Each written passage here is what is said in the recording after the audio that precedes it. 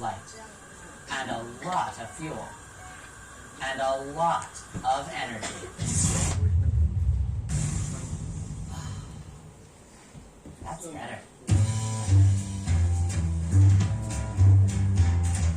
Of course, you can't plug the sun into an electrical outlet, at least not directly. But new technologies like thin-film solar cells, cellulosic ethanol, wind turbines, and biodiesel fuel from algae are essentially the next best thing to plugging directly into the sun. Capture the sun's power, and you've captured the essence of renewable energy. Today, most fuel comes from carbon sources deep inside the earth, like petroleum reserves. But the world's biggest fuel users can't get enough. Every day, it's harder and more expensive to move oil and gas around the world. Some big energy consumers have lots of coal, but burning coal fouls the atmosphere.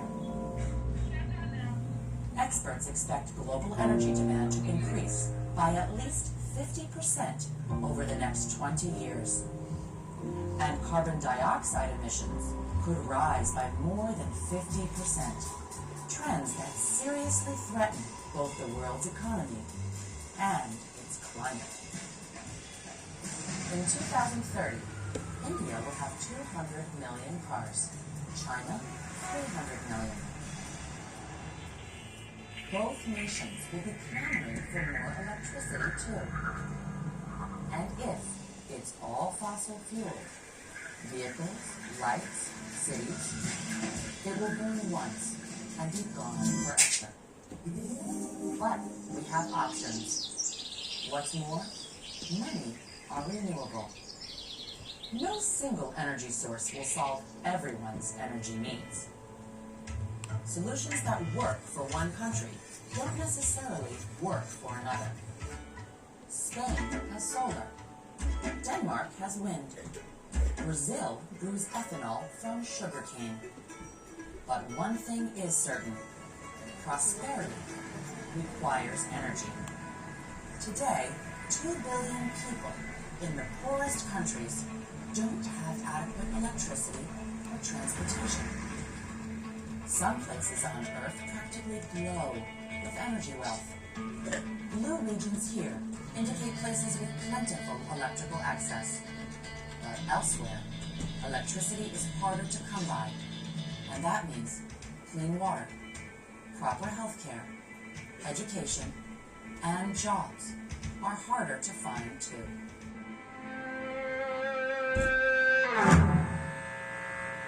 Some of Earth's poorest energy locations are actually energy-rich in terms of their untapped potential.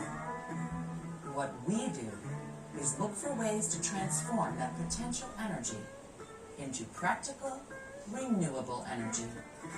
After all, we live on an energy planet.